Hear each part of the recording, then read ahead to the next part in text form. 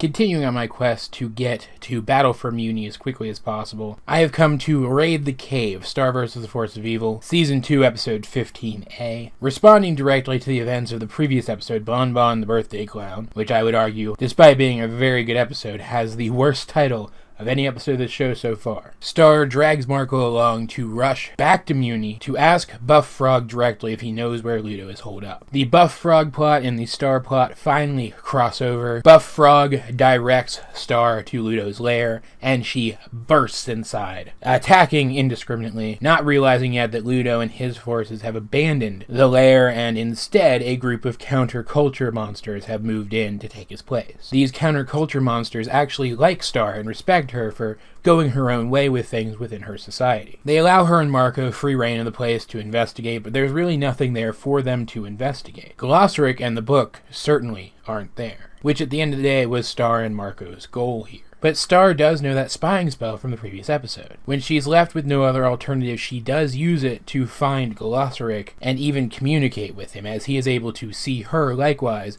back through the spell. This is how she learns that he is now loyal to Ludo, though I'll talk about that in a second. She even tries to use the spying spell as a gateway to retrieve Glossaric, but when that fails, she finally listens to something that Marco had been telling her through the entire episode, and admits that it's time to call her parents. It's time to tell them what happened. And I'm so glad that the episode went that route. So much of the recent narrative has been about Star learning responsibility. Like those monsters that invaded Ludo's lair after he left, Star is very counterculture. That is why I think, at least, despite everything, despite that she is a genuinely good person, she is drawn to Eclipse's dark magic. While she shouldn't ever lose all of that, she is going to have to lose some of that and learn real responsibility if she's going to lead her people. And she has been learning responsibility over and over again, in fact. One of my major criticisms of the show has been how often she relearns the same lessons. It was very satisfying to see this episode actually progress that theme and show that the lessons have actually been sinking in. And yet, despite that, she is finding that happy medium.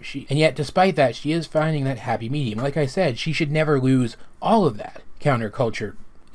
And so when she does learn that the monsters who now live in Ludo's base respect her for doing things her own way, even though she knows she has to get in touch with her parents, she knows that she has to do things for herself as well. And so the episode actually ends with her starting her own spellbook, which was a great surprise to throw in at the end of the episode, because I honestly did not expect that to happen. I expected her to do something reckless, like completely ignore her mother when she said that she would deal with it, and rush out and do something else stupid, something else dangerous. Instead, she is taking all of the lessons that she has learned up to this point and applying them, compiling them, turning them into something which can be a legacy for herself in the future. And honestly, I think that that's what Glossaric wants. I think that's why he allowed all of this to happen. I think that while teaching Star, he realized that his method of teaching her, that teaching her out of the book, was never going to allow her to reach her full potential. It should not have been possible for her to even attempt to reach through that spying spell and retrieve him, and yet she did. She did it without even really thinking about it.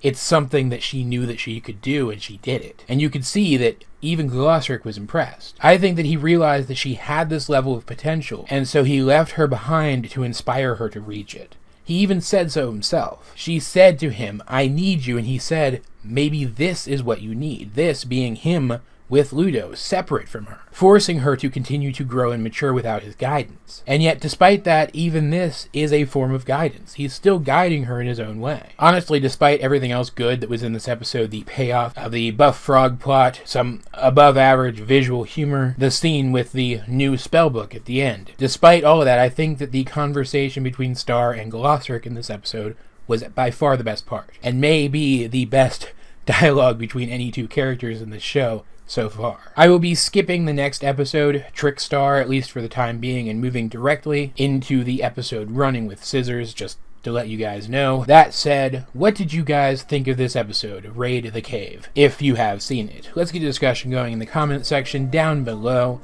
Either way, this has been AJ22, and I will talk to you guys later.